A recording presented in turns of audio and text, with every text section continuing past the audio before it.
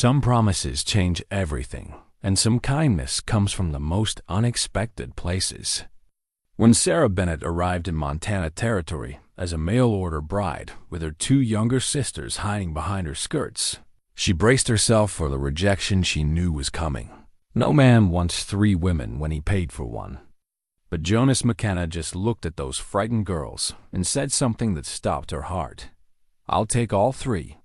In that moment, everything changed. A simple arrangement became something far deeper. 3 women alone in the world found shelter with a mountain man who'd lived 20 years in solitude. But surviving the brutal frontier would test them all in ways none of them imagined. What made a lonely man open his door to strangers who weren't part of the bargain? Before we jump back in, tell us where you're tuning in from. And if this story touches you, make sure you're subscribed because tomorrow, I've saved something extra special for you. The letter had arrived on a Tuesday morning, 6 months before Sarah Bennett would stand shivering at that remote Montana trading post. She remembered the moment precisely because it was the same day the bank officer came to their Boston townhouse with foreclosure papers and eyes that wouldn't quite meet hers. Her father had been dead 3 months. Her mother had followed him within 6 weeks, as if her heart simply couldn't bear the separation. The influenza that swept through Boston that winter took them both, leaving Sarah at 24 years old with twin sisters barely 16 and debts she hadn't known existed. Her father, bless his gentle soul, had been a dreamer and a terrible businessman. The modest import shop he'd run was built on loans and optimism, neither of which survived his passing. Sarah had tried everything. She'd sold the furniture piece by piece. She'd taken in sewing until her fingers bled. She'd applied for positions as a governess, a shop girl, even a laundress. But Boston was full of desperate women that winter, and she had 2 younger sisters she refused to abandon. No one wanted to hire one woman with 2 dependents in tow. The matrimonial agency advertisement had been in the back of the newspaper, nestled between patent medicine claims and appeals for westward expansion. Respectable women sought for Western correspondence and matrimony. Security and respectability guaranteed. She'd read it a dozen times before she finally walked through their door. Emma and Grace waiting anxiously at home. The agency office smelled of tobacco and old paper. A woman with sharp eyes and sharper cheekbones had looked Sarah up and down like she was evaluating livestock. "You're pretty enough," she'd said without preamble. "Good teeth. Can you read and write?" "Yes, ma'am. I can cook, keep house, manage accounts. The men don't care about accounts, dear. They want someone who won't complain about the isolation and can bear healthy children. You look sturdy enough. How old are you?" 24. "Getting on a bit, but you'll do." The woman had shuffled through papers on her cluttered desk. "We have several clients seeking wives. Montana Territory mostly. Some Wyoming. The fee is $15 for the arrangement, which includes correspondence services and travel voucher upon acceptance. $15. Sarah had exactly $17.30 to her name, but she'd paid it, because the alternative was watching her sisters end up in a workhouse or worse. The correspondence with Jonas McKenna had been brief and oddly formal. His letters came on rough paper in a careful, unpracticed hand. He was a trapper and hunter in the Montana mountains. Age 43. Widower. He owned his land free and clear, had a sturdy cabin, and could provide well enough. He wasn't looking for romance. He'd written plainly. He was looking for companionship, someone to share the burden of frontier life. Someone who understood that mountain winters were hard, and silence was sometimes necessary. Sarah had appreciated his honesty. She'd been honest in return, or as honest as she dared. She was educated, capable, and alone. She didn't mention Emma and Grace in her letters. The agency had been clear. Men wanted one wife, not a ready-made family. Sarah had told herself she'd explain when she arrived. Surely a man desperate enough to order a bride from Boston would understand. Surely he wouldn't send them back into the cold. She'd been lying to herself, and she knew it. The journey west had taken 3 weeks. First the train, crowded and soot-filled, rattling through landscapes that grew progressively wilder. Emma had pressed her face to the window for the first few days, marveling at how the cities gave way to farmland, then to prairie, then to something vast and untamed. Grace had buried herself in the one book they brought, pretending to read, but really just hiding from her fear. They changed trains in Chicago, then again in Cheyenne. With each stop, civilization thinned. The women's dresses became simpler, the men's faces harder. By the time they'd boarded the stagecoach in Helena for the final leg to the mountain territories, Sarah felt like they'd traveled not just across a continent, but backward through time itself. The stagecoach had been an exercise in endurance. 6 days of bone-rattling roads, dust that worked its way into every fold of fabric, and the constant awareness that they were moving farther and farther from anything familiar. The other passengers a whiskey merchant and a man who claimed to be a surveyor had eyed the 3 women with undisguised curiosity, but had kept their distance after. Sarah's coolest Boston stare, Emma and Grace had grown quieter with each passing mile. At night, when they stopped at rough coaching inns that made their Boston townhouse seem palatial in memory, the twins would curl up on either side of Sarah in whatever bed they'd been given. "What if he's cruel?" Grace had whispered one night. "What if he hurts you? Then we'll leave," Sarah had promised, stroking her sister's hair. It was a lie. They had no money for return passage. They had nowhere to go back to. But Grace was 16 and terrified, and Sarah would lie 1,000 times if it brought her sister comfort. "What if he sends us away?" Emma had asked, always the more practical of the two. "What if he takes one look at all 3 of us and puts us right back on the stagecoach?" Sarah hadn't answered that, because she had no comfort to offer. It was her greatest fear. The trading post at Ironwood Station was barely a town, just a handful of rough buildings clustered where 2 mountain trails intersected. The stagecoach had deposited them there on a gray afternoon with clouds promising early snow. The driver had pointed to a lean-to structure that served as the post's excuse for a waiting area. "Your man's been notified. He'll come when he comes. Might be today, might be tomorrow. Mountain folk keep their own time." Asterisk, so they'd waited. Sarah in her best dress, now wrinkled and dust-stained despite her efforts. Emma and Grace in their matching blue traveling suits, looking like exotic birds in this rough-hewn place. Other people came and went from the trading post, offering curious glances but no conversation. Sarah kept her head high and her sisters close. He'd arrived near dusk, when Sarah had begun to fear they'd be spending the night in that drafty lean-to. She'd heard the horse before she saw the man, the steady clip of hooves on hard-packed earth. Then he'd rounded the corner of the trading post, and Sarah's breath had caught. Jonas McKenna was not what she'd expected. She'd pictured someone worn down by frontier life, perhaps stooped and weathered. The man who dismounted from that sturdy mountain horse was tall well over 6 feet, and built like he'd been carved from the mountains themselves. His buckskin coat was warm but well made. His dark hair shot through with silver and tied back from a face that was all hard plains and watchful eyes. He moved with the economy of someone who'd spent years in places where wasted motion could mean death. His eyes had found her immediately. Dark brown, unreadable.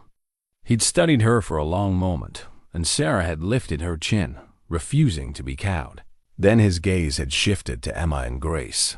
Huddled on either side of her dot, this was it. The moment of rejection. Sarah had felt Grace's hand tighten on her sleeve, heard Emma's quick intake of breath. She'd opened her mouth to explain, to apologize, to beg. If she had to doubt Jonas McKenna had looked at those 2 frightened girls for what felt like an eternity. Then he'd looked back at Sarah, and something had shifted in those watchful eyes. Not anger, something else. Something that looked almost like recognition. "I'll take all 3, he'd said. His voice was rough from disuse, but not unkind. "Get your things. We've got 2 hours of daylight left, and snow's coming." Just like that. No questions, no demands for explanation. Just acceptance. Sarah had stood frozen, unable to believe what she'd heard. Emma had made a small sound relief or disbelief, maybe both. Grace had started crying silently, tears tracking through the dust on her cheeks. Jonas had gathered their few bags with practiced efficiency and secured them to his horse. Then he'd gone into the trading post and emerged with a wagon borrowed. Sarah later learned and helped each of them up onto the rough wooden seat. His hands had been careful when he'd assisted them, impersonal but gentle, the way you'd handle something fragile you didn't want to break. The ride into the mountains had been silent, except for the creak of wagon wheels and the first whisper of wind through pine trees. Sarah had sat beside the stranger who just agreed to take responsibility for 3 women instead of 1, and she'd wondered what kind of man did such a thing. Kindness seemed too simple an explanation. Loneliness, maybe, or perhaps just the frontier pragmatism she'd heard about 3 pairs of hands were better than 1. Whatever his reasons, Jonas McKenna had said 5 words that changed everything. Now, as the wagon climbed higher into the darkening mountains and snow began to fall in earnest, Sarah realized there was no going back. For better or worse, their lives were bound to this silent mountain man and whatever awaited them in the wilderness ahead. She glanced at his profile, stern and unreadable in the fading light. He hadn't spoken since leaving the trading post. Hadn't asked why she'd brought her sisters or what she expected from this arrangement. He just drove the wagon steadily upward, his attention on the increasingly rough trail. Emma and Grace sat in the wagon bed behind them, wrapped in their cloaks, watching the landscape grow wilder with each passing mile. Sarah knew they were terrified. She was terrified too, but beneath the fear was something else, a fragile, cautious hope. He'd said he'd take all 3, and somehow, Sarah believed he'd meant it. The cabin appeared through the falling snow like something from a fairy tale, though Sarah suspected the reality would be far less enchanting than any story. It sat in a clearing carved from the pine forest, solid and square with a steep roof designed to shed heavy snow. Smoke curled from a stone chimney, and golden lamplight glowed in 2 small windows. Behind the cabin, she could make out the dark shapes of outbuildings, a barn, a smokehouse, what might have been a root cellar. Jonas brought the wagon to a stop and sat for a moment, his hands still on the reins. He seemed to be gathering himself, or perhaps second-guessing the decision he'd made at the trading post. Then he climbed down and came around to help them from the wagon. "Watch your step," he said, the first words he'd spoken since they'd left Ironwood Station. Ground's already freezing. The air was sharp and cold, carrying the scent of pine and wood smoke. Sarah's breath plumed white in the gathering darkness. Beside her, Grace shivered despite her heavy cloak, and Emma pressed close to Sarah's other side. They must have looked like refugees, Sarah thought. 3 city women clinging together against the mountain wilderness. Jonas retrieved their bags and started toward the cabin. He paused at the door, his hand on the latch, and turned back to look at them. "It's not much," he said quietly, "but it's sound. Keeps out the cold and the weather. That's what matters up here." He opened the door and stepped inside. And after a moment's hesitation, Sarah followed, her sisters right behind her. The interior was larger than it had appeared from outside. 1 main room that served as kitchen and living space, with a large stone fireplace dominating 1 wall. The furnishings were sparse but well made. A solid table with 4 chairs, a rocking chair near the hearth, shelves lined with supplies and tools, a small cook stove in the corner. Everything was clean and orderly, the home of a man who lived alone and had learned to be self-sufficient. But it was the door on the far wall that drew Sarah's attention. Jonas was standing beside it, his expression unreadable in the lamplight. His hand rested on the doorframe as if steadying himself. "Built this room 15 years ago," he said, his voice rough. Before he stopped, cleared his throat. It's small, but there's a good window. Gets morning light. I kept it aired out, kept it clean, just never. Another pause, longer this time. Never had cause to open it before now. He pushed the door open, and Sarah saw him close his eyes briefly, as if the sight pained him. She moved closer, Emma and Grace trailing behind her, and looked into the room. It was indeed small, but carefully finished. A narrow bed frame stood against one wall, the mattress still wrapped in protective canvas. A small dresser sat beneath the window, its surface bare but dust-free. Pegs on the wall for hanging clothes. A rag rug rolled neatly in the corner. Everything waiting preserved for someone who had never come. "My wife," Jonas said, and the words seemed dragged from somewhere deep inside him. "Margaret. She was carrying our child when we built this place." "A daughter," the midwife said, when his jaw clenched. "They both died. The baby first, then Margaret a few hours later. Nothing I could do. Nothing anyone could do." The silence that followed was profound.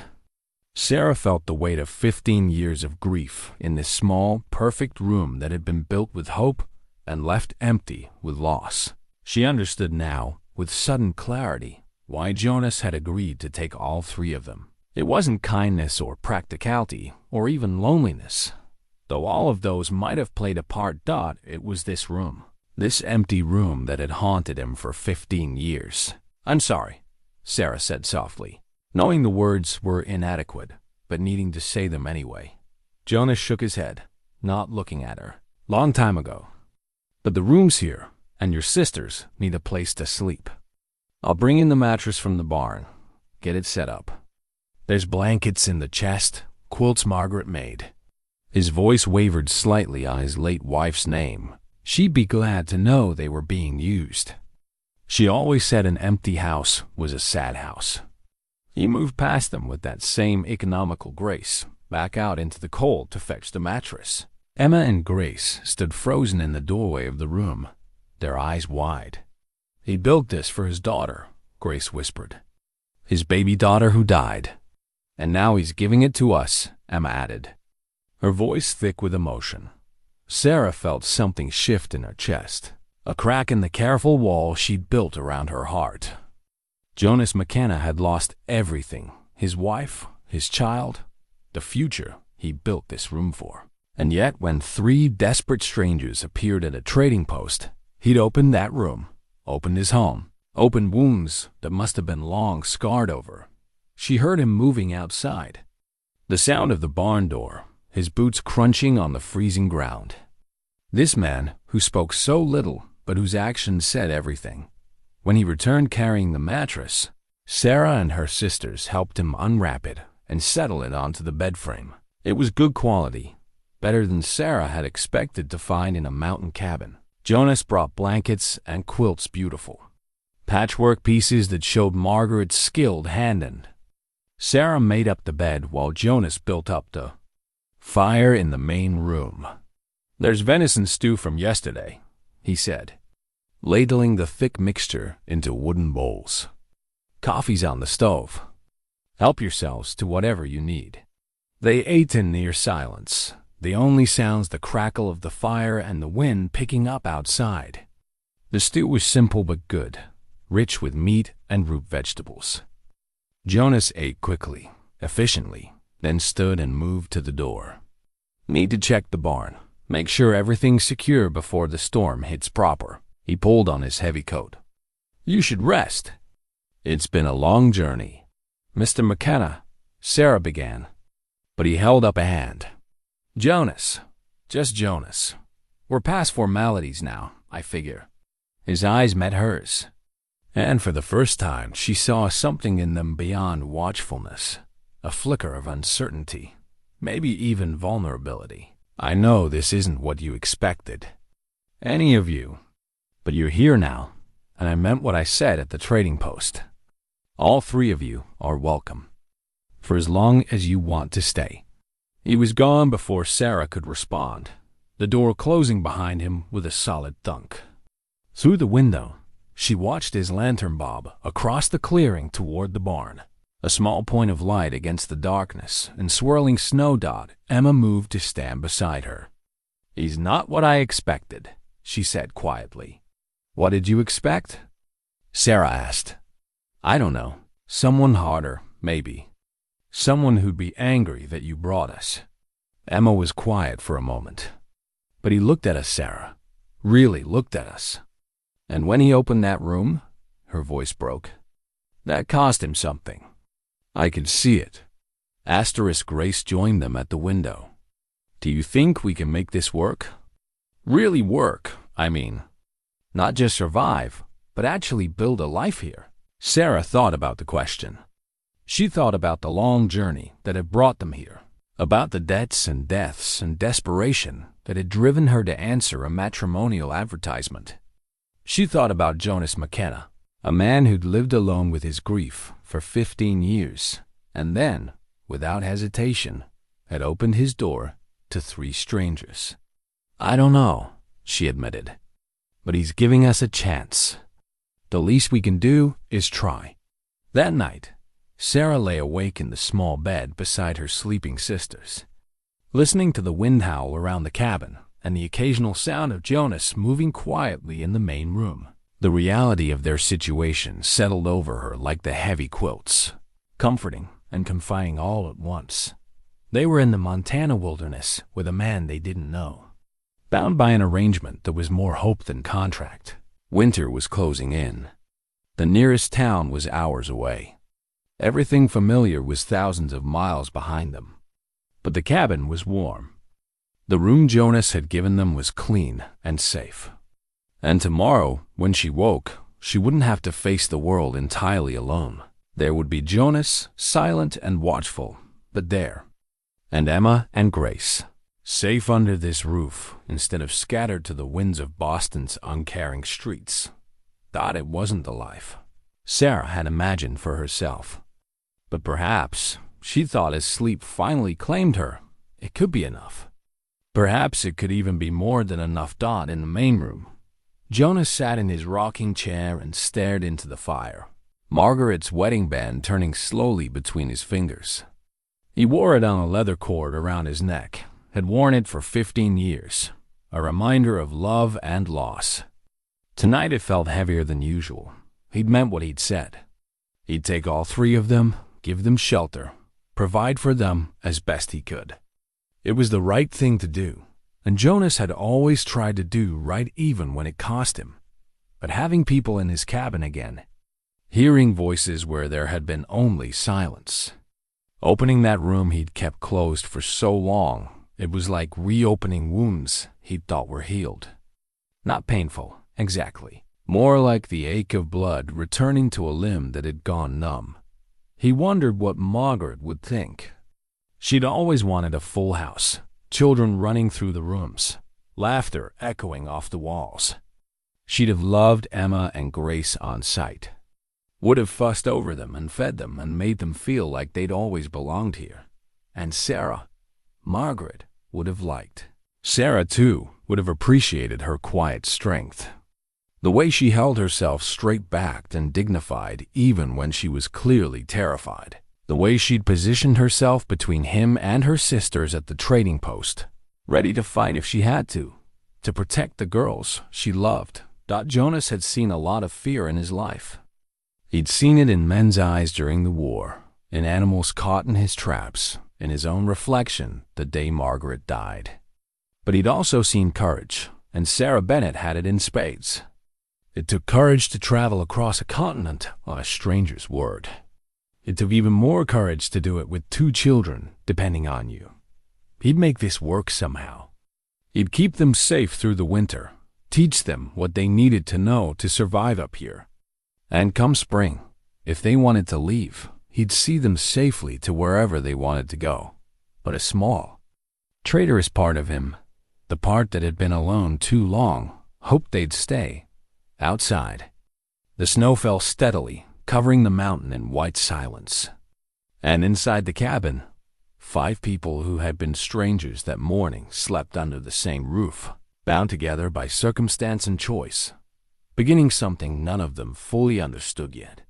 The fire burned low, and Jonas finally allowed himself to sleep, still wearing Margaret's ring over his heart, but somehow feeling its weight a little less than he had in a very long time. Sarah woke to find the hand-carved comb on her pillow. For a long moment, she simply stared at it, her fingers trembling slightly as she picked it up. The wood was smooth as silk, each tooth perfectly shaped and sanded. It was beautiful, far more beautiful than anything she'd owned in Boston, despite its simplicity. Or perhaps because of it, thought Jonas must have left it during the night, must have crept to their door and placed it there while she slept. The thought of him standing there in the darkness, leaving this gift without ceremony or expectation of thanks, made her throat tight with emotion. Emma stirred beside her. "What is it?" Sarah showed her the comb, and Emma's eyes went soft. "Oh, Sarah, he carved that for you. He's been working on it every night by the fire."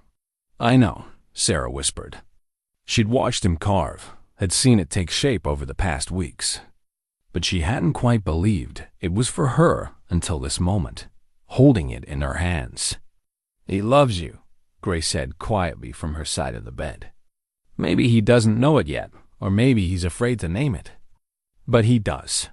Sarah wanted to deny it, but the words wouldn't come, because she suspected Grace was right.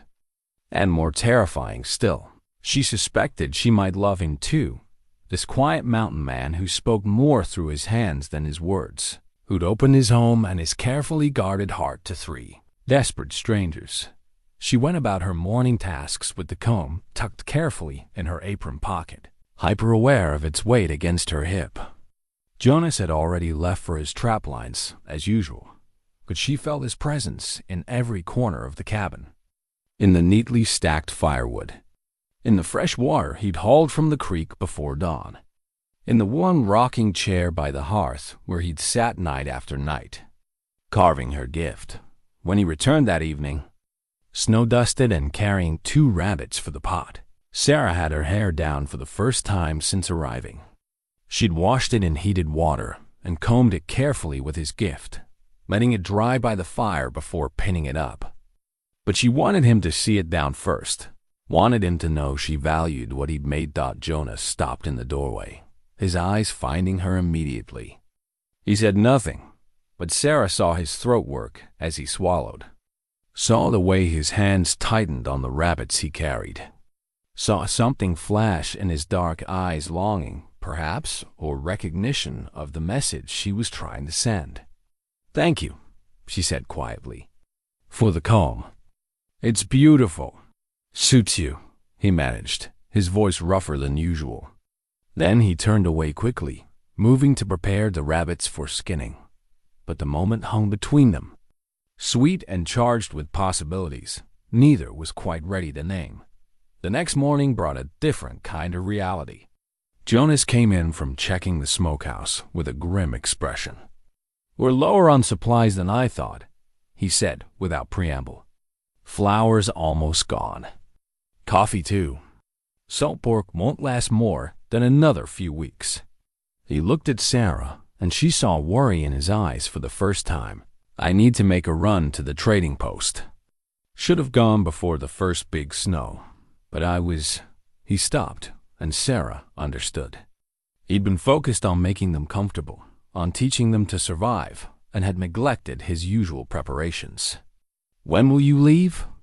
she asked, trying to keep her voice steady. "Tomorrow at first light. It's a 2-day journey there and back if the weather holds. 3 if it doesn't." He paused. "I don't like leaving you alone up here, but there's no choice. We need those supplies to make it through winter." Sarah nodded, pushing down the fear rising in her chest. 2 days, 3 at most. She could manage that. She'd have to. That evening felt different. Jonas showed Sarah and the twins where everything was stored, went over emergency procedures they'd already covered. What to do if the fire went out. How to deal with animals near the cabin. The rifle was loaded and ready, though Jonas clearly doubted any of them could actually use it if needed. "You've learned a lot," he said to Sarah as they stood by the fire after the twins had gone to bed. "More than I expected, honestly. You'll be fine. All of you." "I'm afraid," Sarah admitted. The words came out before she could stop them. "Not of managing the cabin or the work, but of something happening to you out there. Of you not coming back." Jonas turned to face her fully. They stood closer than they usually allowed themselves, close enough that Sarah could see the firelight reflected in his eyes. "I'll come back," he said with quiet certainty. "I promise you that, Sarah. I'll come back." "How can you promise something like that?" "The weather, the distance, because I have reason to now." His hand lifted, hovering near her face, and after a moment's hesitation, he tucked a loose strand of her hair behind her ear. His fingers lingered, rough and warm against her skin. "Because I have something to come back to." Sarah's breath caught. They were standing on a precipice, she realized. One more word, one small movement forward, and everything would change between them. But Jonas stepped back, his hand falling to his side. "I should sleep. Early start tomorrow." Sarah nodded, not trusting her voice. She watched him bank the fire and retreat to his sleeping area on the far side of the main room. But she heard him moving restlessly long into the night, and she suspected neither of them slept much. He left before dawn, as promised. Sarah woke to find him already gone, his pack and rifle missing from their hooks. But he'd left the fire built high, and had brought in enough wood to last 3 days. On the table was a note in his careful handwriting. "Back soon. Stay safe, Jay." The first day alone wasn't so bad. Sarah and the twins kept busy with the usual tasks: cooking, cleaning, tending the fire. Emma practiced her leatherwork, growing more skilled each day. Grace read aloud from Jonas's books, her voice filling the silence he'd left behind. But the second day was harder. Sarah found herself watching the trail, listening for hoofbeats that didn't come. She told herself it was normal, that Jonas had said it could take 3 days. But worry gnawed at her anyway. The third day dawned gray and threatening. By midday, snow had begun to fall again, not the blizzard force of the earlier storm, but steady and concerning. Sarah paced the cabin, unable to settle to any task. Emma and Grace exchanged worried glances, but said nothing. The fourth day, the snow was worse. Sarah stood at the window, staring out at the white world, and felt fear settle into her bones. Something was wrong. She knew it with a certainty that defied logic. "He said 3 days at most," Emma said quietly, coming to stand beside her. "I know. Maybe the trading post is snowed in. Maybe he's just waiting it out there." "Maybe," Sarah agreed. But she didn't believe it. Jonas wouldn't stay away if he could possibly return. He'd promised. "Maybe," Sarah agreed. But she didn't believe it. Jonas wouldn't stay away if he could possibly return. He'd promised. The 5th day, Sarah made a decision. She couldn't just wait here. Couldn't just hope he'd appear. If something had happened to him, if he was hurt or lost, every hour mattered. She began preparing to search, pulling out the heavy furs Jonas had shown them, gathering supplies. Emma and Grace watched with wide eyes. "Sarah, you can't," Grace protested. "You don't know the way. You could get lost, could freeze." "I can't just leave him out there," Sarah said, her voice breaking. "I can't. If there's any chance he needs help." She stopped, pressing her hand to her mouth. When had this happened? When had Jonas McKenna become so essential that the thought of losing him was unbearable? But she knew the answer. It had happened gradually, in small moments. In every patient lesson. In every quiet gesture of care. In the way he looked at her sometimes, like she was something precious and unexpected. In the comb he'd carved with his own hands and left on her pillow like a promise. She loved him, and she couldn't lose him. Not when she'd just figured out what he meant to her. Sarah was wrapping herself in furs, preparing the twins for the possibility that she might not come back when she heard it. The faint sound of hooves crunching through snow. She ran to the door and flung it open. Through the falling snow, she saw him, Jonas, on his horse, swaying in the saddle, his face gray with exhaustion and cold. He nearly fell when he dismounted. Sarah ran to him, and suddenly she was holding him up, his weight heavy against her as they stumbled toward the cabin. Caught in the storm, he mumbled, his words slurred. Took shelter in a line shack. Waited too long. Shouldn't have. He shook his head, trying to clear it. Had to get back. Promised you I'd come back. His hands and feet were badly frostbitten, his face showing the first signs of exposure. Sarah and the twins worked together with sudden, decisive efficiency. They got his frozen outer clothes off, wrapped him in every blanket and fur they had. Sarah sent Emma to heat water, while Grace stoked the fire higher. Jonas was shivering violently, his teeth chattering too hard for speech. Sarah sat beside him, chafing his hands carefully, trying to restore circulation without damaging the frostbitten skin. His eyes, when they focused on her, were full of something that looked like wonder. You were going to come after me, he said, his gaze falling on the furs and supplies she'd laid out. You were going to search for me. Of course I was, Sarah said, her voice fierce. Did you think I'd just let you freeze out there? But you don't know the trails. You could have, I know, Sarah cut him off. I know all the reasons it was foolish. But Jonas, I couldn't just wait here and do nothing. I couldn't, her voice broke. I couldn't lose you. Something shifted in his fevered eyes. His hand, cold as it was, lifted to cup her face. Sarah, he whispered. Sarah, But whatever he meant to say was lost as his eyes rolled back and he slumped against her. The fever had him now, his body trying to recover from the exposure, and Sarah felt terror clutch her heart. She couldn't lose him. Not now. Not when she'd finally admitted what he meant to her. Help me, she said to the twins, her voice steady despite her fear. We're going to save him. Whatever it takes. For 3 days, Sarah barely left Jonas's side. They'd moved him closer to the fire, laid him on a pallet made of every soft thing they owned. His fever climbed and broke, and climbed again, his body fighting the exposure and exhaustion. Sarah bathed his face with cool water when the fever raged, wrapped him in Margaret's quilts when the chills took him.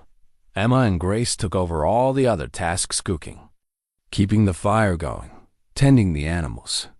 They moved through the cabin with quiet efficiency, these girls who'd been terrified children just weeks ago.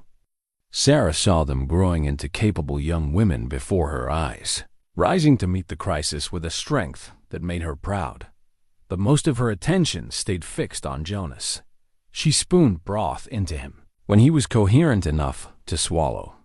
She changed the dressings on his frostbitten hands and feet, wincing at the damage but working with steady care. And she talked to him quiet, rambling conversation about nothing and everything, because she'd heard that hearing was the last sense to go, and she refused to let him slip away into silence.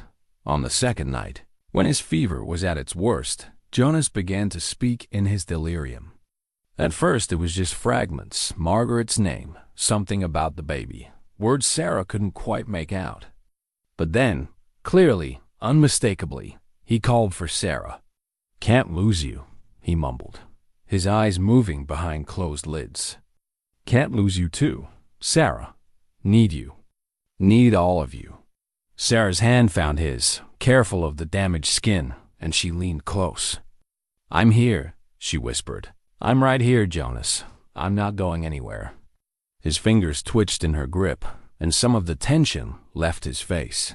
Grace, sitting quietly nearby with her sewing, spoke softly. He loves you, Sarah. You know that, don't you? I think I do, Sarah admitted. And Grace, I think I love him too. It should have felt strange, saying it aloud. She barely knew him, really. They'd shared a roof for only weeks. But Sarah had learned that time wasn't always the measure of connection. In the space of this brief, intense winter, they built something real.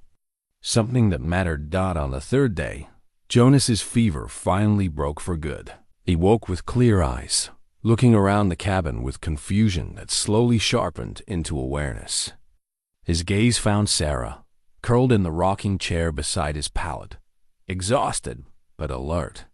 "How long?" he asked, his voice rough from disuse. "3 days," Sarah said, moving to kneel beside him. "How do you feel?" "Like I went 3 rounds with a grizzly and lost." He tried to sit up and winced. "My hands. Frostbite," Sarah said gently. "Not too severe. The worst of it is on your fingers. But Jonas, you need to rest. You pushed yourself too hard getting back here." "Had to get back," he said, his eyes finding hers. "Promised you." "You did," Sarah agreed, her throat tight. "You kept your promise.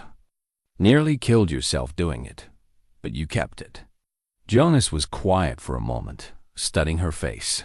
"You were going to come after me. You'd laid out supplies, prepared the girls." "Sarah, that was foolish," she finished. "I know, but I couldn't just wait. Couldn't just hope you'd come back on your own." "Jonas, when you didn't return." When the snow kept falling, she stopped, pressing her hand to her mouth. "Fighting for composure." "Sarah." His damaged hand lifted, touching her face with careful gentleness. "I'm sorry. I should have been more careful. Should have left earlier before the storm." "You came back," Sarah said simply. "That's what matters."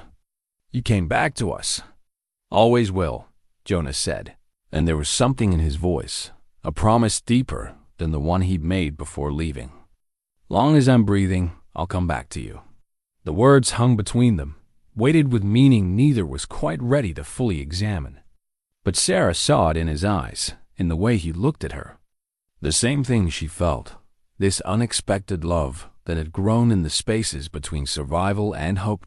Over the next week, as Jonas recovered, something shifted in the cabin's atmosphere. The careful distance they'd maintained dissolved. Jonas sat propped by the fire, and Sarah would sit beside him, their shoulders nearly touching. When she brought him meals, their hands would brush, and neither would pull away. Emma and Grace watched with knowing smiles, but said nothing. They seemed pleased, Sarah thought, to see this quiet courtship unfolding. One evening, Jonas finally broached the subject that had been hovering unspoken between them.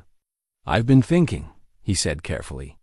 Sarah was helping him practice moving his healing fingers, the frostbite thankfully not as severe as they'd feared. "About this arrangement of ours, about what it means, what it could mean." Sarah's heart began to beat faster. "What have you been thinking?" "That it's not much of an arrangement anymore," Jonas said honestly. "Hasn't been for a while, if I'm honest with myself. Sarah, these past weeks, having you here, having the girls," he paused, seeming to search for words. "It's made me remember what it feels like to have a family, to have a reason beyond just surviving." "I know what you mean," Sarah said softly. "This was supposed to be practical, a solution to both our problems. But somewhere along the way, it became more," Jonas finished. His dark eyes met hers. "At least for me it did. I need you to know that, Sarah. I need you to know that when I said I'd take all 3 of you, I meant it for keeps. Not out of duty, not out of loneliness, but because I want you here. Because He stopped, swallowed. "Because I've come to care for you. Deeply." Sarah felt tears prick her eyes. "I care for you too, Jonas. More than I thought possible in such a short time. You've given us so much safety, home, kindness. You show me what it means to be truly seen and valued. Not for what I can provide, but for who I am." "You're remarkable," Jonas said simply. "Strong and brave and good. Margaret would have," his voice caught. "She would have liked you very much. Would have been glad, I think, that I found someone, that I didn't spend the rest of my life alone." It was the first time he'd spoken of his late wife in the present tense of Sarah's existence.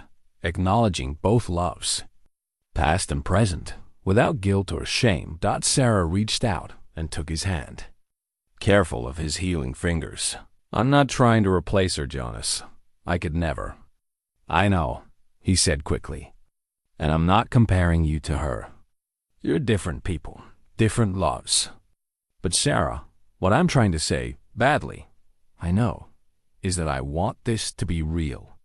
I want us to be a real family. You and me and Emma and Grace. Not just an arrangement. Not just people sharing a roof to survive. But an actual family. Are you proposing to me, Jonas McKenna? Sarah asked, her voice trembling between laughter and tears. Jonas looked momentarily stricken. I suppose I am, though I'm making a mess of it. Don't even have a proper ring, and you deserve. Sarah leaned forward and kissed him. It was quick, chaste, just a brush of lips, but it silenced his self-recrimination and made his eyes go wide with wonder. Yes, she said simply. Yes, I'll marry you.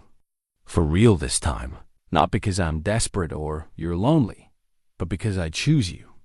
Because somewhere in the middle of learning to make bread and survive winters and carve out a life in this wild place, I fell in love with you.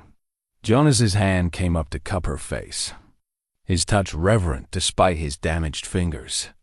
You mean it? Truly? Truly, Sarah promised. If you'll have me, if you'll have all three of us, the way you said that first day. Always, Jonas said. And this time when he kissed her, it was slow and sweet and full of promises. Always and for keeps. From their room, Sarah heard the twins' muffled cheers, and she pulled back with a laugh. I think we have their blessing. Jonas smiled, truly smiled, transforming his usually stern features into something warm and alive. Then I'd say we're blessed indeed. That night, Sarah lay in bed with her sisters and felt peace settle over her like one of Margaret's quilts. They had a long way to go, still supplies to secure, a proper wedding to plan, a whole winter yet to survive. But they would face it together, as a family dot as something real and chosen and good. Spring came tentatively to the mountains, winter reluctant to release its hold. But slowly, inevitably, the snow began to melt. The first green shoots appeared in the meadow beyond the cabin. The creek ran high and fast with snowmelt, and the mountain pass, frozen shut since November, finally opened. Jonas had recovered fully from his frostbite, though his fingers remained slightly stiff on cold mornings, a permanent reminder of that desperate ride home through the storm. He'd made 2 more trips to the trading post as winter waned, shorter journeys to replenish critical supplies. Each time he returned, Sarah felt the same relief, the same joy at seeing him come home safe. They'd settled into an easy rhythm over those winter months. Emma had become remarkably skilled at leatherwork and had taken to helping Jonas with the trap lines when weather permitted. Grace continued teaching Jonas to read, his skills improving steadily. And Sarah had mastered the frontier kitchen, learning to make do with what they had and create meals that were more than just sustenance. They'd spoken often of their intention to marry properly, to make the journey to the nearest town with a circuit preacher and formalize their union before God and community. But winter had made such travel impossible, and they'd been content to wait. Their commitment to each other felt real regardless of official papers. So when Jonas came back from checking his traps one bright April morning with news of a visitor, Sarah felt only mild curiosity. Visitors were rare but not unheard of now that the pass was open. Marshal from the territorial government, Jonas said, hanging his coat by the door. Says he's investigating some kind of fraud. Asked if I knew anything about matrimonial agencies operating out east. Sarah felt her stomach drop. The agency. She'd almost forgotten about the agency that had arranged their correspondence with Jonas, and it seemed unimportant, whatever its legitimacy. It had brought her here, brought them together. What did it matter now? But apparently, it mattered a great deal. The marshal arrived an hour later, a tall, weathered man in his 50s with kind eyes and a no-nonsense manner. He accepted their offer of coffee and sat at the table with official papers spread before him. "I'll get straight to it," he said. "The Eastern matrimonial agency that arranged your—" He glanced at Sarah. "Correspondence with Mr. McKenna was a criminal operation. They've been defrauding women for years, taking fees for services they didn't actually provide legally." Sarah's hand found Jonas's under the table. "What do you mean, not legally?" "The contracts they drew up weren't worth the paper they were printed on," the marshal explained. "They had no authority to arrange marriages, no legal standing. More importantly, some of the men they claimed as clients never actually requested brides.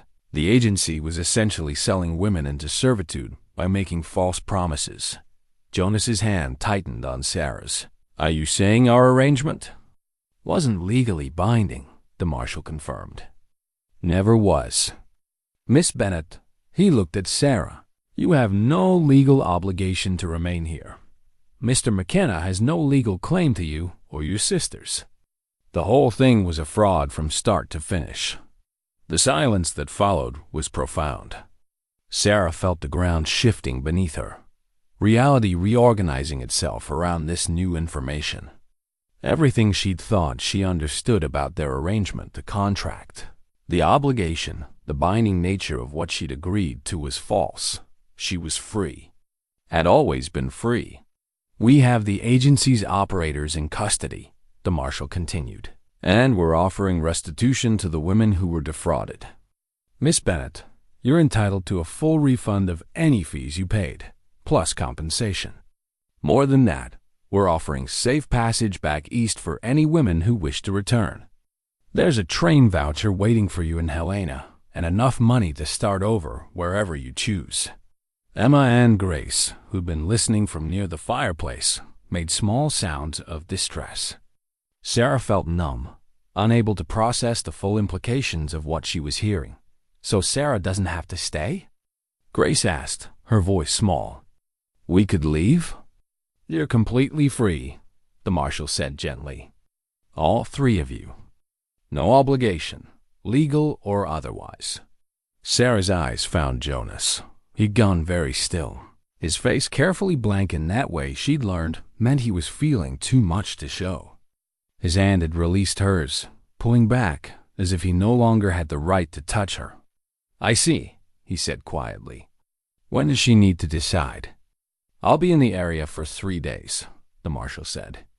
"If you want to accept the offer, the passage, the restitution, I can escort you to Helena before I head back east myself." He looked at Sarah with sympathy. "I know this must be a shock. Take your time to think it over." After the marshal left, promising to return in the morning for their answer, the cabin fell into heavy silence. Emma and Grace retreated to their room without being asked.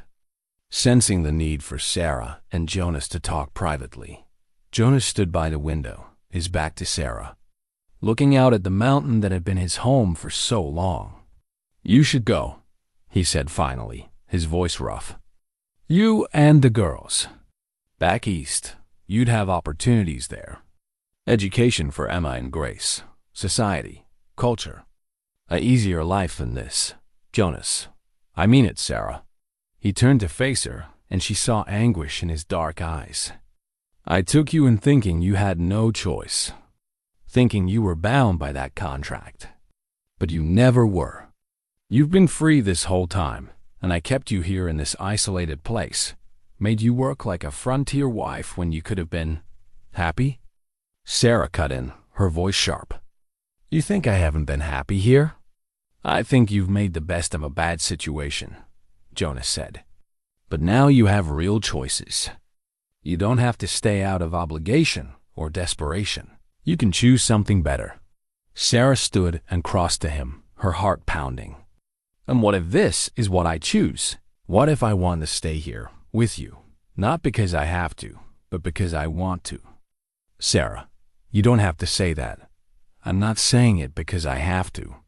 I'm saying it because it's true. She took his hands, those strong, scarred hands that had carved her a comb and taught her to survive. "Jonas, do you understand what the marshal just told us? We were never bound by that contract. Which means every choice I made to stay, every moment of building this life with you, I made freely. I chose it. I chose you. You didn't know you had other options." "I knew," Sarah said firmly.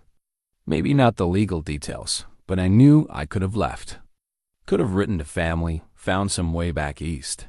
But I didn't want to, Jonas. I wanted to be here, with you."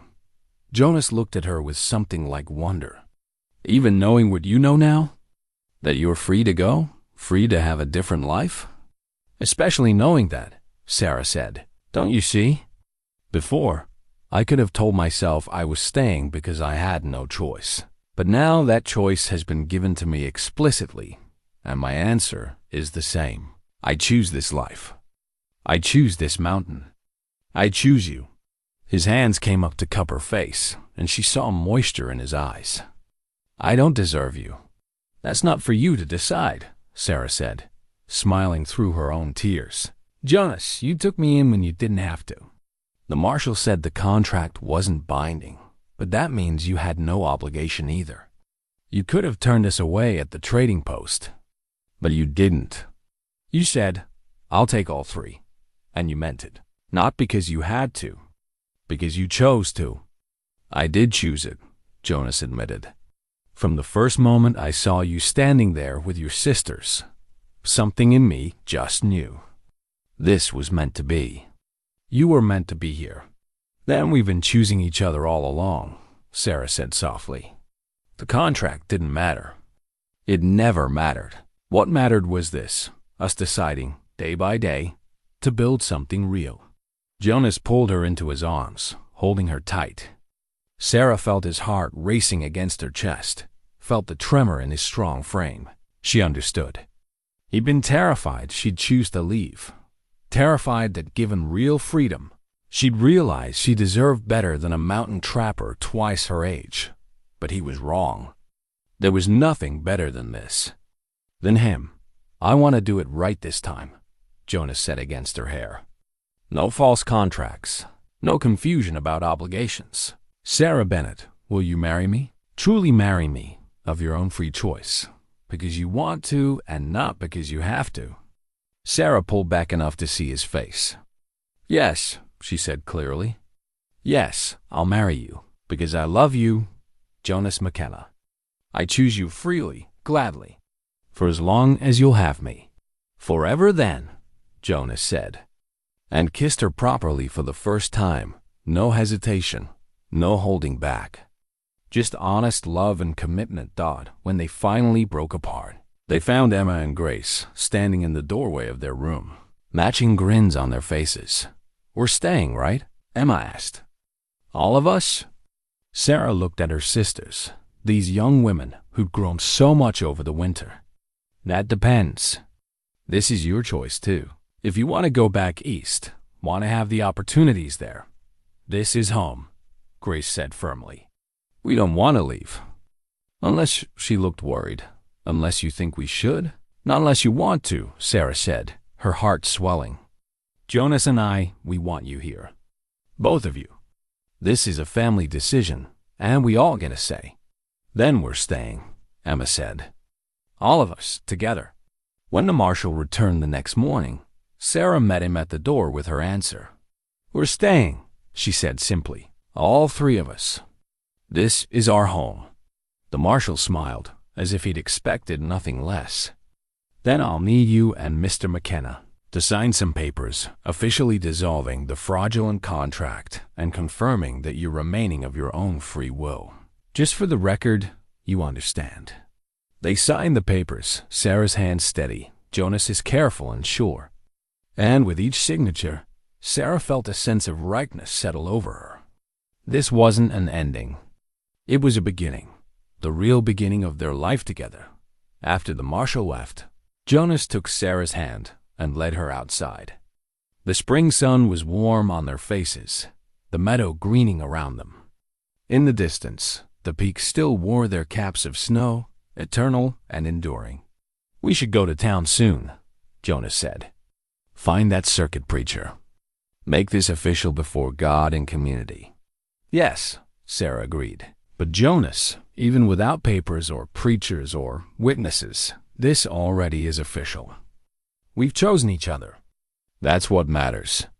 It does matter, Jonas said, pulling her close. But I want the world to know you're mine. Want everyone to know I'm yours. Want it set in stone and celebrated proper. Sarah laughed, joy bubbling up inside her. Then let's do it. Let's get married for real, Jonas McKenna. Let's make this official in every way that counts. Soon, he promised. As soon as the trails are clear enough, we'll take the wagon to town, all four of us. We'll find that preacher, and I'll stand up in front of anyone who cares to witness and claim you as my wife. I'll be ready, Sarah said. And standing there in the spring sunshine with the man she'd chosen and who'd chosen her, Sarah Bennett knew she finally, truly was home.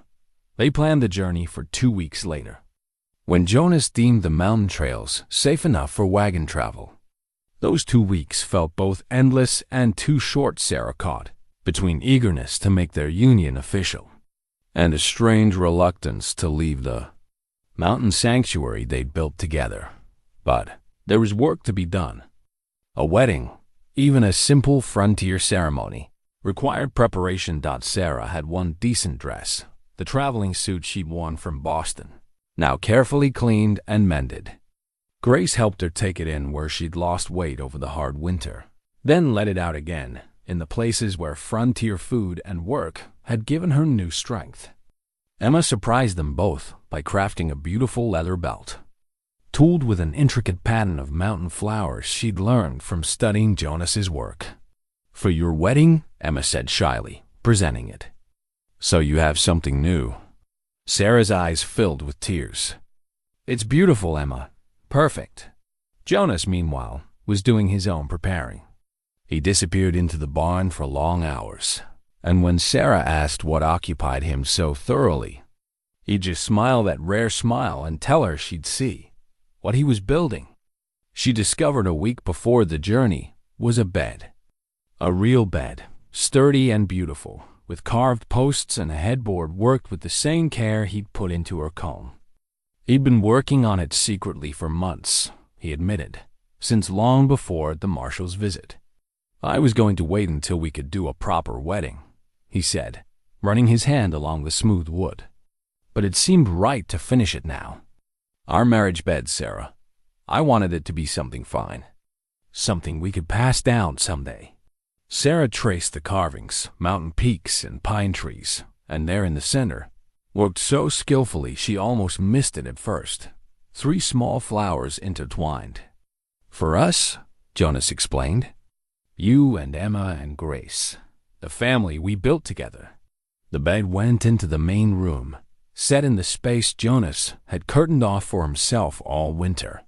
It would be their room now, their private space. And the twins would have the small bedroom to themselves. Young women who deserved their own. Domain. The changes felt right, natural, like pieces of their lives falling into proper alignment. 3 days before they were set to leave, Jonas rode to the trading post alone to arrange for the wagon rental and to send word ahead to Sweetwater, the small town where the circuit preacher was due to arrive. He returned with supplies and news. The preacher would indeed be there, and the town was planning what passed for a celebration. Seems folks are curious, Jonas said with mild embarrassment. Word's gotten around about the mountain hermit taking a wife. Let them be curious, Sarah said, laughing. We've earned a celebration, I think. The night before departure, Sarah couldn't sleep. She lay in the narrow bed with her sisters, listening to their quiet breathing, and thought about everything that had brought them to this moment. The deaths and debts that had driven her from Boston. The desperate gamble of answering that advertisement. The terror of arriving with her sisters in tow, certain of rejection. And then Jonas. Jonas with his quiet strength and hidden kindness. Jonas, who'd said 5 words that changed everything. "I'll take all 3. Are you nervous?" Grace whispered in the darkness. "A little," Sarah admitted. "Not about marrying Jonas. I'm certain about that. But about everything else. Meeting people. Being part of a community again. What if they don't accept us?" "They will," Emma said with confidence beyond her years. "Jonas is respected. And anyone who meets you will see what we see, strength and goodness and grace. And if they don't," Grace added fiercely, "then that's their loss. We don't need their approval to be a family." Sarah smiled in the darkness. Her sisters had grown so much. They were no longer the frightened girls who'd huddled in her skirts at the trading post. They were capable young women who'd survived a brutal winter and emerged stronger for it. "I love you both," Sarah said softly. "Whatever happens tomorrow, whatever the future brings, I'm so grateful I have you." "We're grateful for you too," Grace whispered. "And for Jonas. He saved us, Sarah. All of us." "We saved each other," Sarah corrected gently. "That's what family does." Morning came bright and clear, the kind of perfect spring day that felt like a benediction. They packed the wagon with their few belongings and the supplies they'd need for the journey. Jonas had clearly put thought into the arrangements, creating a comfortable space in the wagon bed with furs and blankets where Sarah and the twins could ride when the road grew rough. Before they left, Jonas did something unexpected. He went to the small wooden chest where he kept his most precious possessions and withdrew a tarnished gold band on a leather cord. Margaret's ring. Sarah had seen him wearing it around his neck, but now he stood before her with it in his palm. "I want to bury this," he said quietly. "Here, on the mountain. She'd have wanted me to move forward, to be happy again.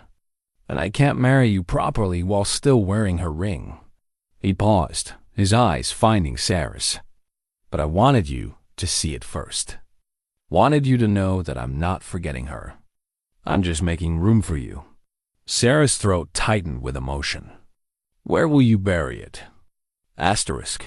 There's a place," Jonas said.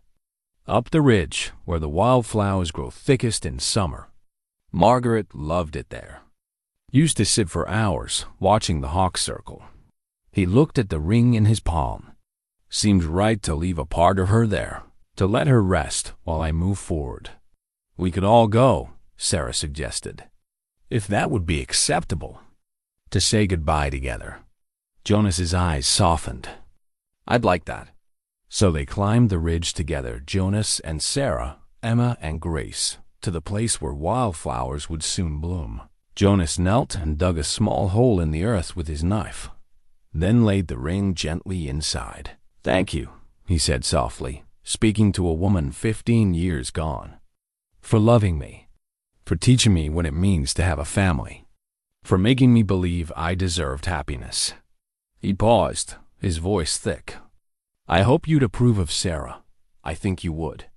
You'd have been friends, I think. You'd have loved the girls." He covered the ring with earth, tamping it down gently. Then he stood, and Sarah took his hand. "I promise to honor her memory," Sarah said quietly. "To never ask you to forget what you had. She helped make you the man you are, Jonas. The man I love." Jonas squeezed her hand, unable to speak. But Sarah saw the gratitude in his eyes, the relief of being understood. They returned to the cabin to find Emma and Grace had loaded the last of the supplies. The cabin looked smaller somehow, as if their leaving had already diminished it. But Sarah knew it would be here waiting when they returned. Home. Their anchor in the wilderness. The journey to Sweetwater took 2 days of steady travel. The trails were muddy with snowmelt, and twice they had to stop to clear fallen branches from the path. But the weather held fair, and Jonas proved as competent a driver as he was at everything else.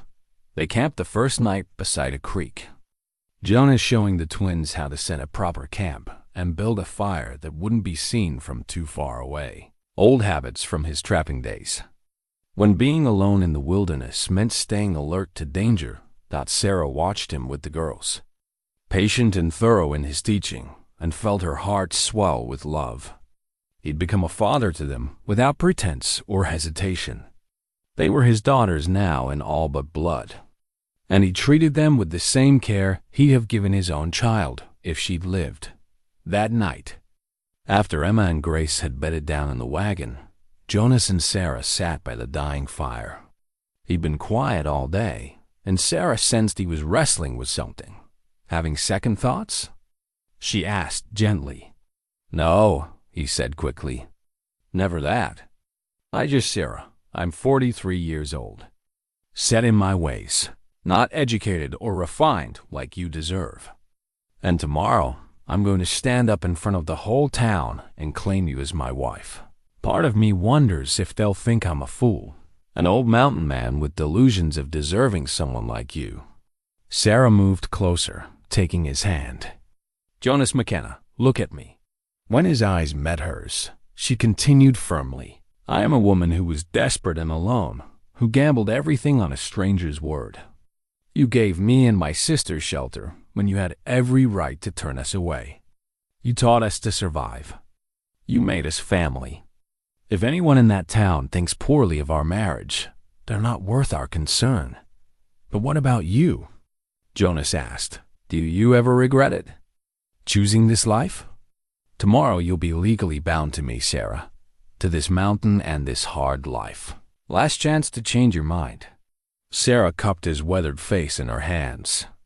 "I will never regret choosing you. Never. You are the best man I've ever known, Jonas, and I'm proud to become your wife." He kissed her then, deeply and thoroughly, and Sarah felt the last of his doubts dissolve. When they finally parted, both breathing hard, Jonas rested his forehead against hers. "Tomorrow," he said. "Tomorrow you'll be Mrs. McKenna." "Tomorrow," Sarah agreed, "and every day after." They reached Sweetwater by midday the next day. It was larger than Sarah had expected, a proper town with a main street, several stores, a church, even a small hotel. People stopped to stare as they passed, curious about the mountain man who'd come to town with 3 women. Jonas drove straight to the church, where the preacher was waiting, a kindly middle-aged man named Reverend Carson, who'd clearly been briefed on their situation. "Mr. McKenna," he said warmly, "and this must be your bride. Welcome, all of you." The church was small but well kept, its pews worn smooth by years of use. Reverend Carson had arranged for a few witnesses, the proprietor of the general store and his wife, an older couple who ran the hotel, but word had clearly spread because others began filtering in. Curious townspeople wanting to witness the mountain hermit's wedding. Sarah felt a moment of panic. She'd imagined something small and private, not this public display. But then Jonas took her hand, his grip strong and steady, and she remembered what mattered. Not the witnesses or the setting or anything else. Just the two of them, making promises they'd already kept in their hearts. "Are you ready?" Jonas asked quietly. Sarah looked into his eyes, those dark, watchful eyes that had seen so much sorrow and were now filled with hope. She thought of the journey that had brought them here, of all the small choices and large chances that had woven their lives together. "I'm ready," she said. "Let's get married, Jonas McKenna." And together, they stepped forward to claim the future they'd chosen. Constance Hartford swept toward them with the confidence of old, Boston money and unquestioned authority. She was perhaps 50, elegantly dressed despite the long journey, her face showing the same delicate features Emma and Grace had inherited. "My dear girls," she said, reaching for the twins with trembling hands. "When I returned from abroad and learned of my brother's death, of Eleanor's passing, I searched everywhere for you. The house was sold. The neighbors said you'd vanished." Her voice broke with what seemed genuine emotion. "I feared the worst. And then I heard rumors of the matrimonial fraud investigation, traced the records, and discovered you'd come here with your sister." Emma and Grace stood frozen, caught between their past and present. Sarah stepped forward, placing herself subtly between the twins and their aunt. "Aunt Constance," she said with careful courtesy, "I'm Sarah, We've never met, but the girl spoke of you. Constance's sharp eyes took in Sarah's simple wedding dress, the gold band fresh on her finger, the protective stance. I see congratulations are in order. Though I must say, Sarah, taking your sisters into the wilderness, whatever were you thinking? I was thinking they'd be safer with me than in a Boston orphanage, Sarah said evenly. Our options were limited. But they're not limited now, Constance said. Her attention shifted to Jonas, who stood silent and watchful beside Sarah. Mr. McKenna, I presume? I understand you've provided shelter for my nieces. That's commendable, but surely you must see this is no life for young ladies of their breeding. They seem to be doing just fine, Jonas said quietly. Fine? Constance's eyebrows rose. Mr. McKenna, I mean no disrespect, but these girls are meant for society, education, culture. Emma should be attending finishing school. Grace should be preparing for university. Yes, university. There are women's colleges now, and Grace has the mind for it. She turned back to the twins. I have the means to provide all of this. A proper home in Boston, the best schools, introduction to society. Everything your parents would have wanted for you. Sarah felt Emma's hand find hers, felt Grace press close to her other side. The twins were trembling, and Sarah's heart ached for them. Constance wasn't wrong. She could offer opportunities that life on a Montana mountain never could. Aunt Constance, Grace said, her voice small but steady. Where were you? When Mother and Father died, where were you? Constance's face softened with genuine regret. In Paris, darling. I didn't receive word until I returned months later. If I'd known, but you didn't, Emma cut in, her voice stronger than Grace's. Sarah was there. Sarah kept us together when we had nothing. Sarah brought us here, yes, but Jonas gave us a home. They gave us a family. A family? Constance looked pained. My dears, I am your family, blood family, and I have a legal claim as your closest living relative. I've already consulted with the territorial authorities. Given your age and circumstances, I can petition for guardianship. The threat hung in the air, unspoken but clear. Sarah felt Jonas tense beside her, saw his jaw clench. But before he could speak, Reverend Carson stepped forward. Mrs. Hartford, he said gently, perhaps this conversation would be better held in private. This is, after all, a wedding celebration. Constance had the grace to look abashed. Of course. Forgive me. I've been traveling for weeks, desperate to find the girls. My judgment of appropriate timing may be impaired. She looked at Emma and Grace with undisguised longing. But we do need to talk. All of us. About the future. They reconvened an hour later in Reverend Carson's small office behind the church, Sarah and Jonas, Emma and Grace, Constance, and the Reverend himself as mediator. The territorial magistrate had also been summoned. A pragmatic man named Judge Morrison, who clearly dealt with custody disputes before Constance presented her case with eloquence and obvious love for her nieces. She detailed the life she could provide, the Boston townhouse, the schools, the cultural advantages. She produced financial documents showing her considerable wealth. She spoke of family legacy and the girl's rightful place in society. Sarah watched the twins' faces as their aunt spoke. She saw the flicker of interest, the pull of a world they'd once known. Emma had always loved beautiful things. Grace had hungered for books and learning beyond what their modest circumstances could provide. Could Sarah really deny them this chance? Could she ask them to choose a hard mountain life over the opportunities Constance offered? When it was Jonas's turn to speak, he stood slowly, his weathered face serious. I can't offer what Mrs. Hartford can, he said simply. No fancy schools or society. Just a mountain cabin and honest living. But I can offer them something else. He looked at Emma and Grace. I can offer them choice. They're old enough to have a say in their own futures.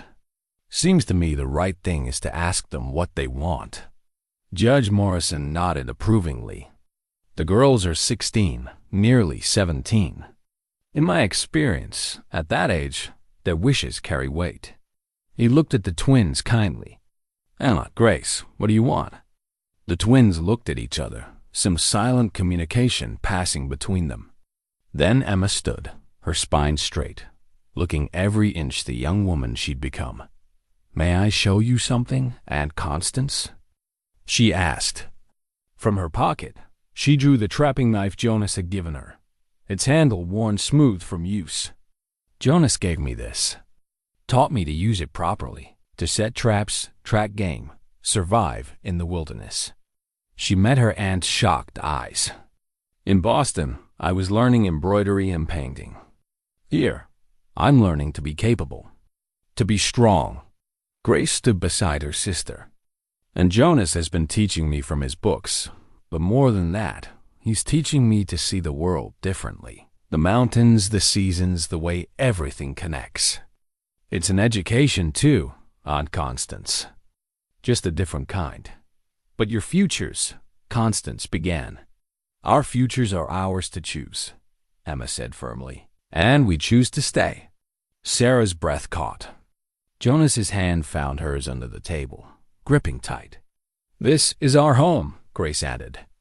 Jonas and Sarah are our parents now. We love you, Aunt Constance.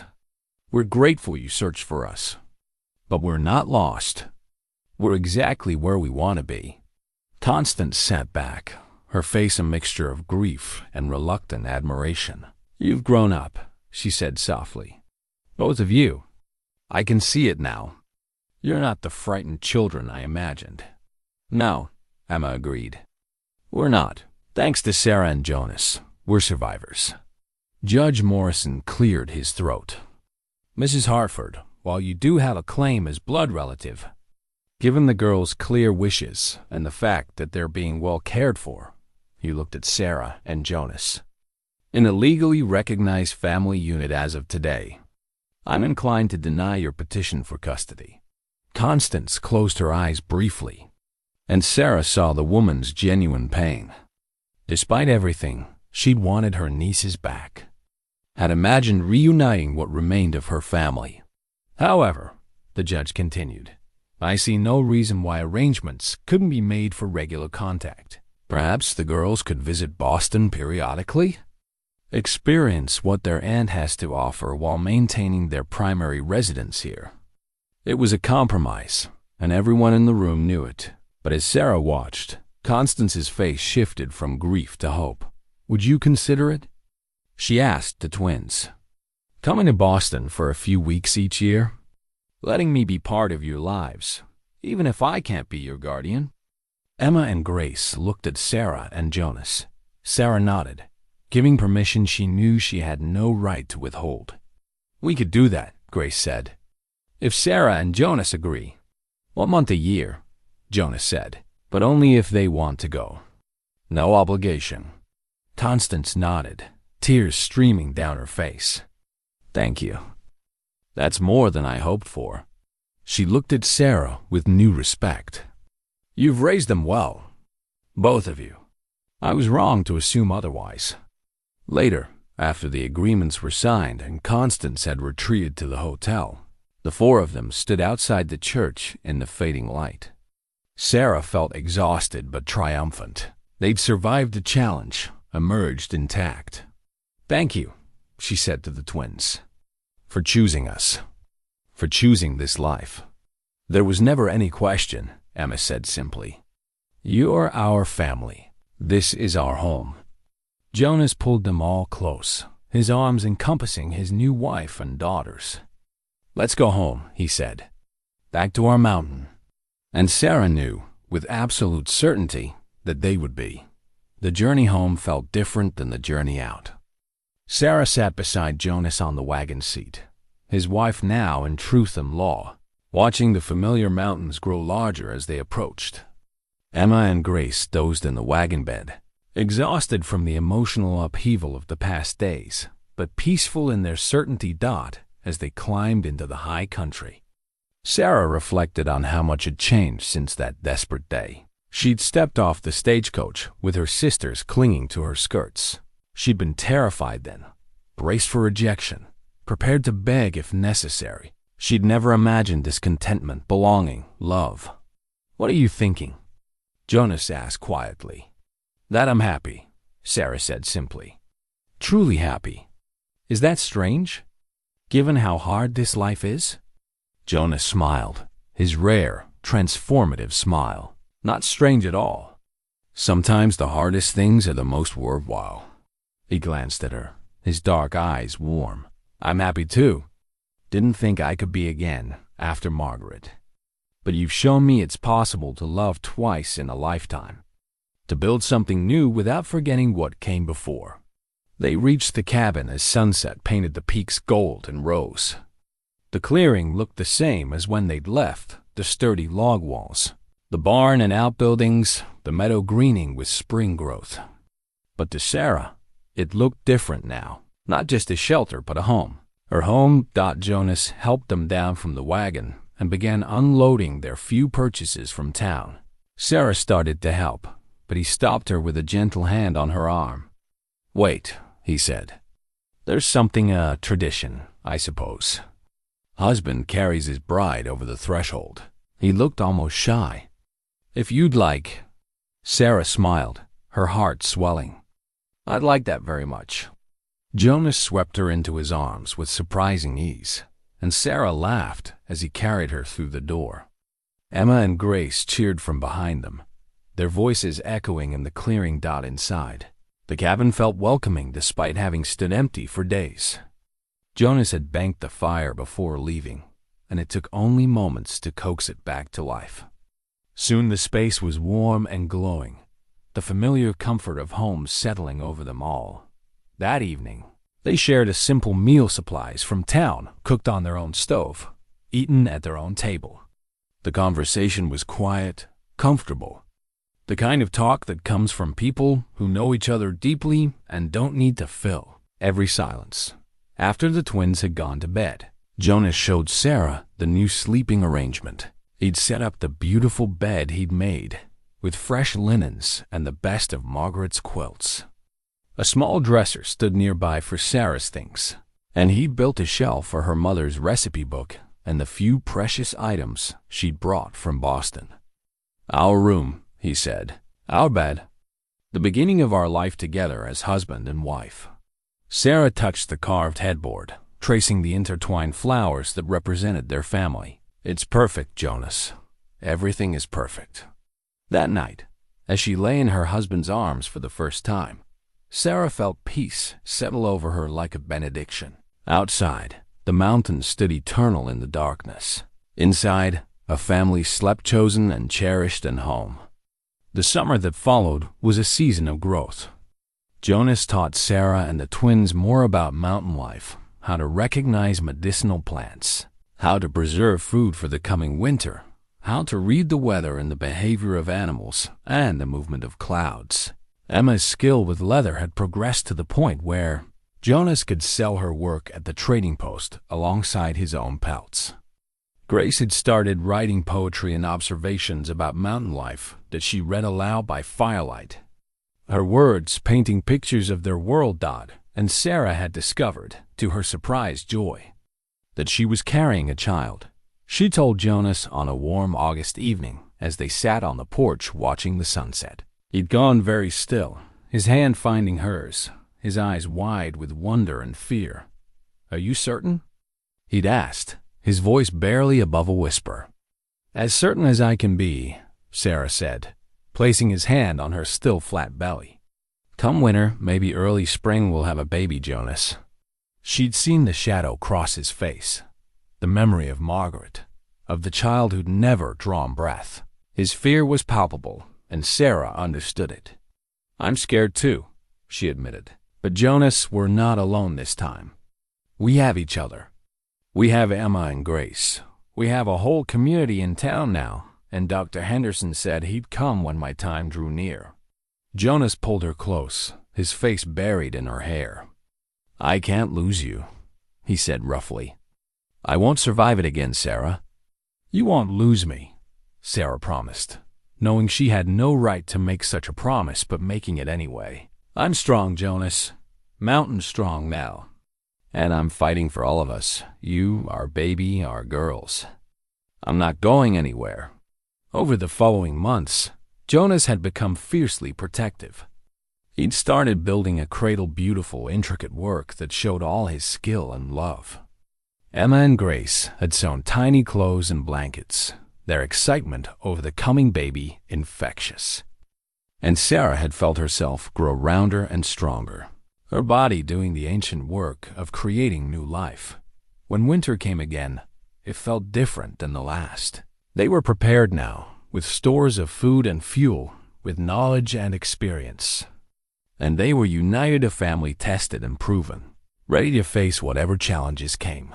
The baby arrived on a February morning during a gentle snowfall.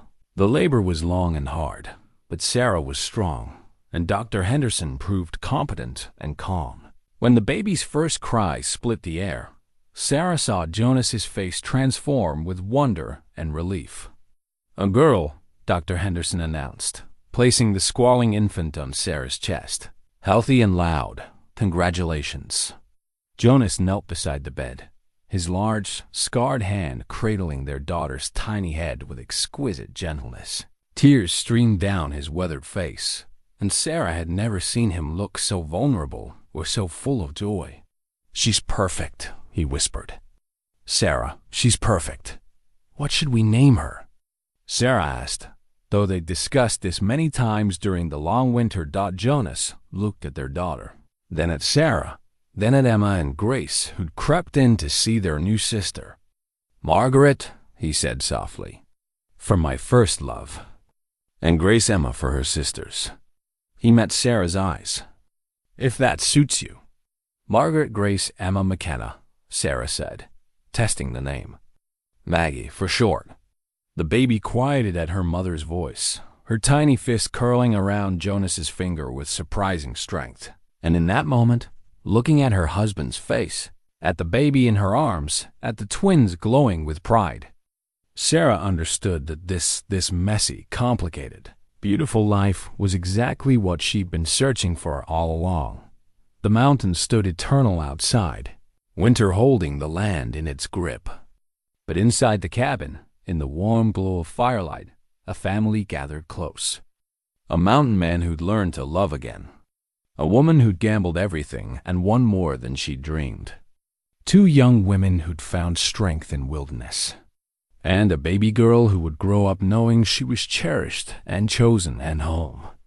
"Tell me again," Jonas said quietly, still watching baby Maggie with wonder. "How we got here.